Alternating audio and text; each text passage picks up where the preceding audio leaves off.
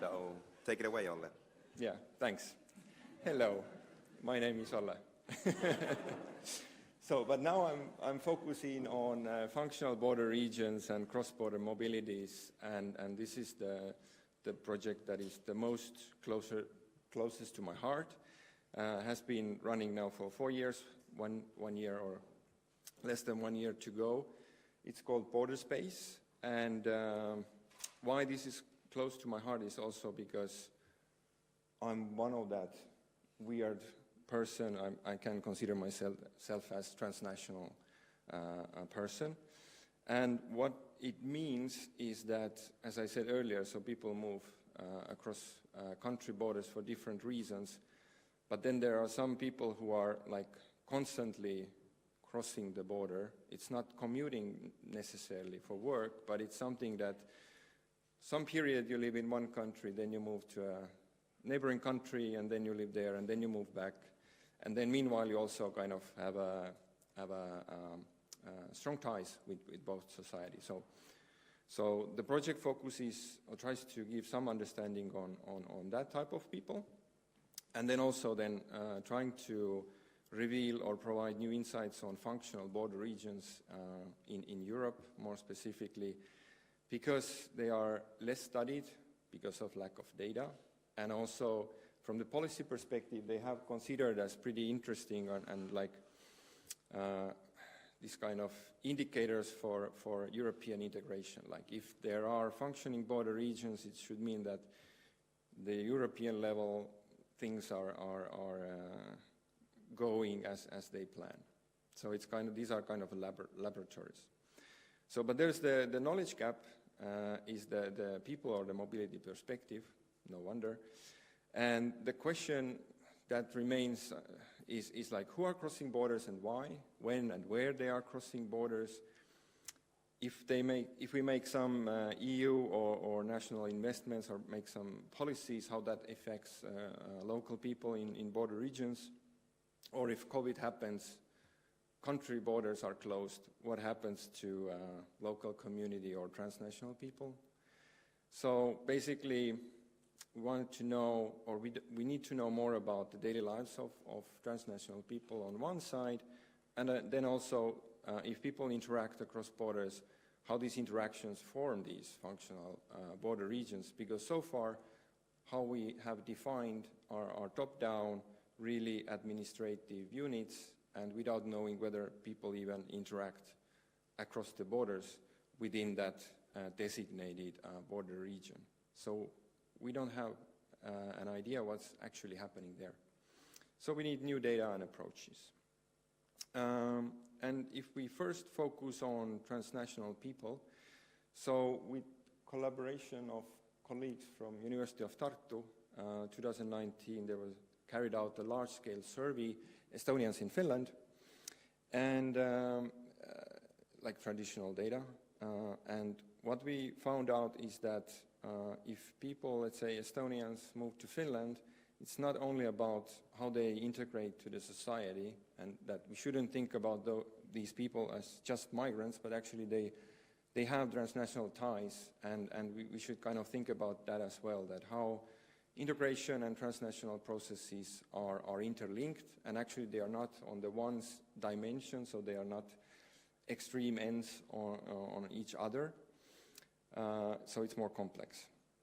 And we also found that the way how well people are integrated to society, or how strong ties they have to the other society, is pretty well correlated how the spatial interaction actually goes, like how frequently they visit, that's in this case Estonia, or how long they stay there. So we can raise a question where this kind of mobility information could be a proxy or indicator for the integration or transnationalism questions. And then maybe the third takeaway in this study was that we found roughly three broader groups of Estonians living in Finland. Those who are really integrated in the society and having not very strong ties to Estonia anymore, and then a smaller group that is strongly tied to Estonia and less integrated in this Finnish society. And most interestingly, it's the smallest group. It's this kind of multi-local lifestyle, where they are connected very well to both societies. So it doesn't matter whether they can interact and get have a good job and know the culture in Finland, but also they keep the ties in Estonia. So that was interesting kind of background.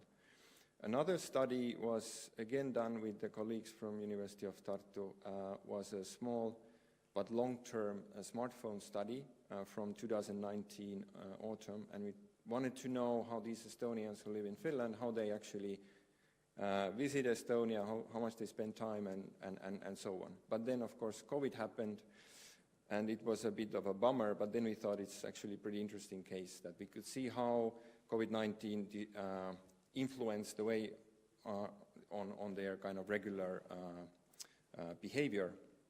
And we saw that before COVID there was pretty active mobility between these two countries. And then when the lockdown, the first wave of COVID, of course, the interaction stopped. But interestingly enough, some of our sample actually stayed in Estonia meanwhile, so they didn't return to Finland. And after the reopening of the lockdown, of course, it rebounded quickly, so they started to cross-border or visit Estonia again. However, in the next summer, we found that those who are a bit more integrated to Finland, they tended to stay in Finland, and they were exploring around the society, and they visited less Estonia. So we can think that is that kind of some kind of structural change because of the COVID, so people kind of revised their travel behaviors and patterns. So that's something that still needs to kind of further study. But then if we go now for the cross-border mobilities in general and focus on border regions, so the project wanted to know whether at what insights we could get, and especially from mobile big data like Twitter, like what information we can get from these dots, billions of dots in space and time. And the approach is that we consider mobility as a tool to understand society, so how we move kind of reveals why we move and what are the motives. And how to handle big data is to make big data small and meaningful, so we can get some relevant information. So one study or research area focused on cross-border commuters in case of Greater Region of Luxembourg, and we wanted to know whether we can find their home and work locations from these social media data points. And we actually found that home locations were pretty nicely predicted in case of Greater Region of Luxembourg. And also we found a pretty good distribution of probable work locations. Of course, in Luxembourg case, most of the work locations are indeed located in the city of Luxembourg, but also in the southern parts, which we were able to detect. And also see the differences between the cross-border commuters coming from different neighboring countries.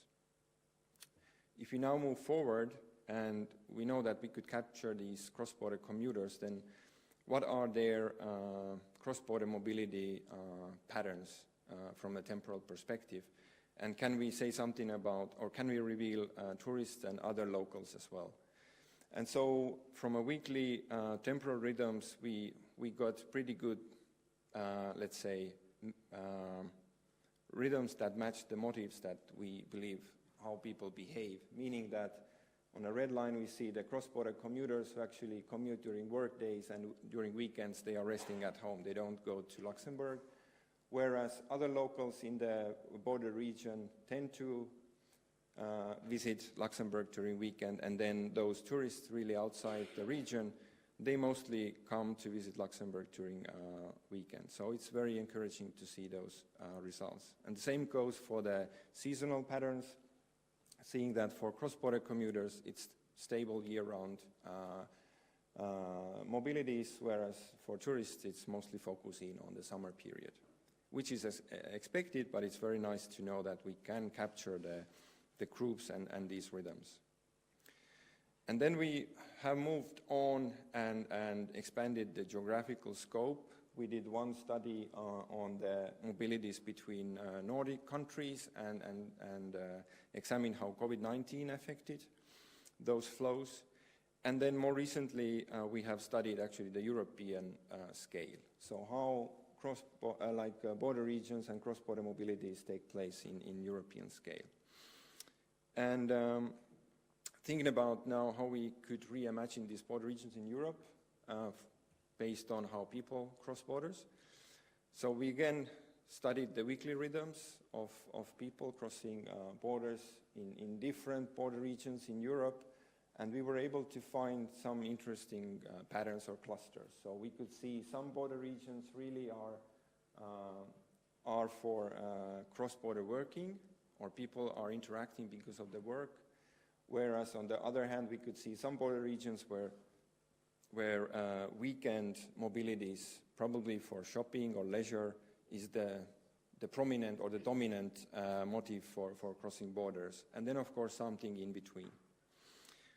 Similarly, if we look on the seasonal patterns, and we could find some border regions where the interaction is stable year-round, meaning that the dominant interaction is something permanent there, some routine, habitual, whereas in some other border regions we could see that actually the seasonal effect is pretty significant, and interaction mostly takes place during summer, which means that does it otherwise interact at all, or is it only about these leisure activities?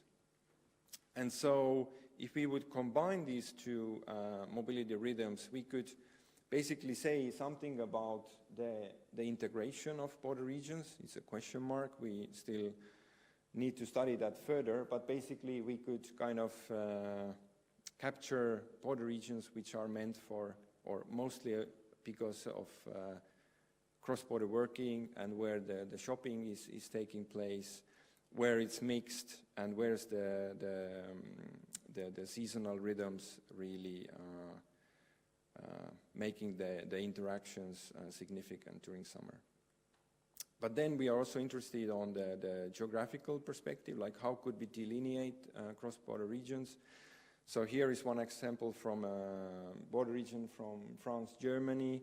So we basically take the mobility flows between two countries, and then we calculate the densities of these mobility flows or movements, and also the spatial extents. And just very briefly about what this map here would show is that the dark blue here shows or indicates really the concentrated cross-border mobility hotspots, and then we could see that the light yellow could be then the widest area where the interaction takes place. So we could think that whether that delineates the border region or the functional border region. And we have done this for all the border regions in Europe, and if we combine, so we could get some kind of a European view about it. And these are just explorative findings at the moment, but we can raise the questions that could this help to redefine functional border regions in the EU and really put into the policies. Also, could we have some insights on territorial cohesion and how that develops over time, like whether interactions are increasing or they are actually making building walls in the borders and there's no interaction, so the cohesion is really non-existent. So these questions that can we in future tackle and use in policy.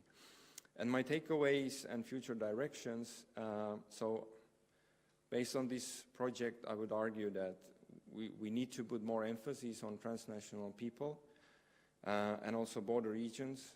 I know, like, from a policy perspective, anything that is like cross borders or cross administrative units is something that is very hard to grasp because it's not official.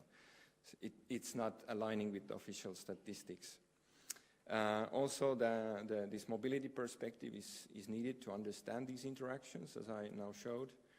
And I think this project opened new research paths, but I would say this is just scratching the surface. So there are a lot more to do and provide very interesting insights. And not only while using social media like Twitter, but any other mobile big data. And I think the next steps indeed is that we have now learned quite a bit and taking the next steps to really try to implement into the policies. And of course, it's not only my work, so it's a team effort, and I'm really thankful for all who have contributed and who still are working in these topics. And it's not only DGL, but it's also University of Tartu, colleagues from Leuven and Luxembourg, so I'm really grateful for them. So thank you, and this is the QR code for the project page to see the papers and all interesting stuff, but thanks.